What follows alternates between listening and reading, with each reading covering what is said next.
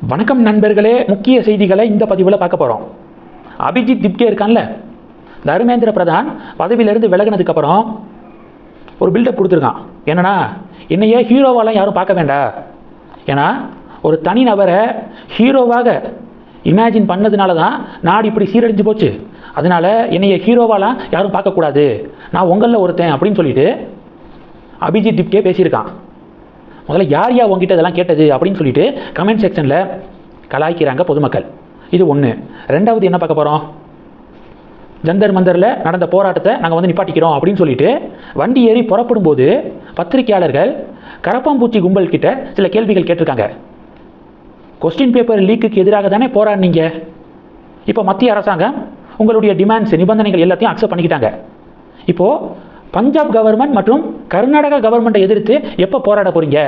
பஞ்சாபில் மருந்தாளர் பணிக்கான தேர்வில் முறைகேடு நடந்திருக்கு, கொஸ்டின் பேப்பர் லீக் நடந்திருக்கு அப்படின்னு சொல்லிட்டு மீடியாக்களில் ரிப்போர்ட்ஸ் வருது. பஞ்சாபில் ஆம் ஆத்மி கவர்மெண்ட் நடக்குது. ஆம் ஆத்மி கவர்மெண்ட்டுக்கு எதிராக எப்போ வாய்ஸ் கொடுக்க போகிறீங்க அப்படின்னு சொல்லிட்டு மீடியாக்கள் கேள்வி கேட்டிருக்காங்க. கர்நாடகாவில் காங்கிரஸ் ஆட்சி, பியூசி கொஸ்டின் பேப்பர் லீக் ஆகிருக்கு. கர்நாடகா காங்கிரஸ் மினிஸ்டரை ரிசைன் பண்ண சொல்லி எப்போ போராட்டத்தில் குதிக்க போகிறீங்க அப்படின்னு மீடியாக்காரங்க கேட்டதுக்கு டக்குன்னு விண்டோவை க்ளோஸ் பண்ணிவிட்டு காரை எடுத்துகிட்டு கிளம்பிட்டானுங்க. இது ரெண்டு. மூணாவது என்ன பார்க்க போகிறோம், மூணாவது ஜந்தர் மந்தரில் நடக்கக்கூடிய போராட்டத்தை நாங்கள் முடிச்சுக்கணும்னா சில நிபந்தனைகள் எங்களுக்கு வந்து இருக்குது அப்படின்னு கரப்பாம்பூச்சி கட்சி மத்திய அரசாங்கத்துக்கிட்ட சொல்லியிருக்காங்க. அதில் ஒன்று என்ன, 1 கோடி ரூபாய் காம்பன்சேஷன் கொடுக்கணும் உயிரிழந்த மாணவர்களுடைய குடும்பத்துக்கு அப்படிங்கிறது ஒரு நிபந்தனை. ஓகே சொல்லிட்டாங்க மத்திய அரசாங்கம். ரெண்டாவது என்ன அப்படின்னா, டெல்லி போலீஸு மன்னிப்பு கேட்கணும், எங்கள் மேலே தடியடி நடத்தியிருக்காங்க, மன்னிப்பு கேட்கணும் அப்படிங்கிற டிமாண்டு. அதை முடியாதுன்னு சொல்லிட்டாங்க மத்திய அரசாங்கம். கோச்சுக்காதீங்க, இது எங்களால் முடியாது.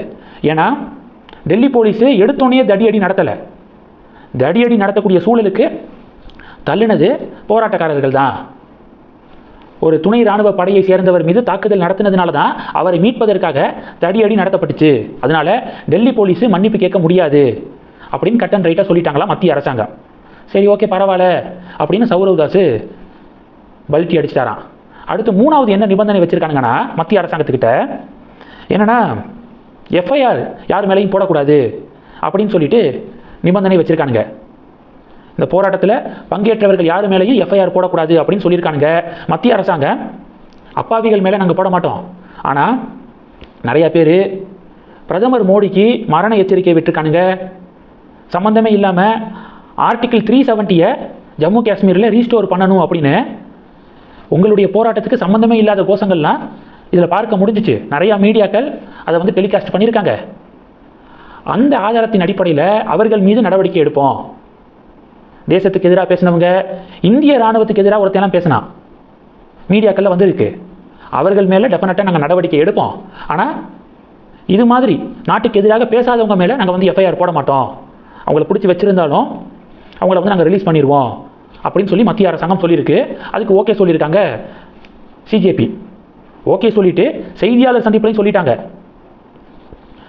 ஜந்தர் மந்தரில் நடந்த போராட்டத்தில் anti national elements, anti social elements சில கோஷங்கள்லாம் போட்டிருக்காங்க நாட்டுக்கு எதிராக. அவங்க சிஜேபிக்காரங்க கிடையாது, உள்ளே பூந்துருக்காங்க. அதனால் மீடியாக்கள் அவங்கள வந்து கேப்சர் பண்ணி வச்சுருக்காங்க. அதன் அடிப்படையில் மத்திய அரசாங்கம் அவங்க மேலே ஆக்ஷன் எடுப்பாங்க, அதில் சிஜேபி தலையிடாது அப்படின்னு சௌரவ் தாஸ் அறிவிச்சிருக்கான். சூப்பரான ஒரு மூவ், மத்திய அரசாங்கத்துடைய மூவ். டெல்லி போலீஸை மன்னிப்பு கேட்க விடலை. ரெண்டாவது, நாட்டுக்கு எதிராக கோஷங்கள் போட்ட மோடிக்கு கொலை மிரட்டல் விடுத்தவனுங்களை நாங்கள் விட மாட்டோம், சட்ட ரீதியான நடவடிக்கை அவனுங்க மேலே பாயும், அதில் நீங்கள் தலையிடாதீங்க. நீங்கள் தான் அப்பாவி மாணவர்கள்னு சொல்லி தான் போராட்டம் நடத்துனீங்க. அப்பாவி மாணவர்கள் செய்யக்கூடிய வேலை அது கிடையாது. அவங்க கிளியராக anti national elements, anti social elements அப்படின்னு சொல்லி எடுத்து பேசி சரி ரைட்டு தான் அப்படின்னு சொல்லிட்டோம். ஓகே சொல்லியிருக்கானுங்க கரப்பாம்பூச்சி ஜனதா கட்சியினர். ஸோ இதெல்லாம் மத்திய அரசாங்கத்துடைய மிக முக்கியமான ஒரு மூவ். பாராட்டுகள் குவிந்து வருது. நேற்று சிஜேபியுடைய நிபந்தனைகளை பல மீடியாக்கள் வந்து டெலிகாஸ்ட் பண்ணாங்க. சிஜேபி கடைசியில் போராட்டத்தை கைவிட்டுட்டாங்களே. எல்லா நிபந்தனைகளுக்கும் மத்திய அரசாங்கம் ஓகே சொல்லியிருப்பாங்க போல, அதனால தான் போராட்டத்தை முடிச்சுக்கிறேன்னு சொல்லிட்டாங்க சிஜேபி அப்படின்னு சில மீடியாக்கள் இந்த பொய் செய்தியை பரப்புகிறாங்க. ஆனால் சில விஷயங்களுக்கு மத்திய அரசாங்கம் டெஃபினட்டாக முடியாதுன்னு சொல்லியிருக்கு. அதை நீங்கள் தெரிஞ்சுக்கணும் அப்படிங்கிறதுக்காக தான் இந்த பதிவு. ஃபேக் நியூஸை நிறையா எதிர்க்கட்சிகள் பார்த்தீங்களா, மாணவர்கள்லாம் சும்மாவா, டெல்லி போலீஸையே மன்னிப்பு கேட்க வச்சுருக்காங்க அப்படின்னு சொல்லிட்டு அந்த ஃபேக் நியூஸை நம்பி எதிர்க்கட்சிகள் உருட்டிக்கு இருக்காங்க. ஆனால் உண்மை அப்படியே வேற.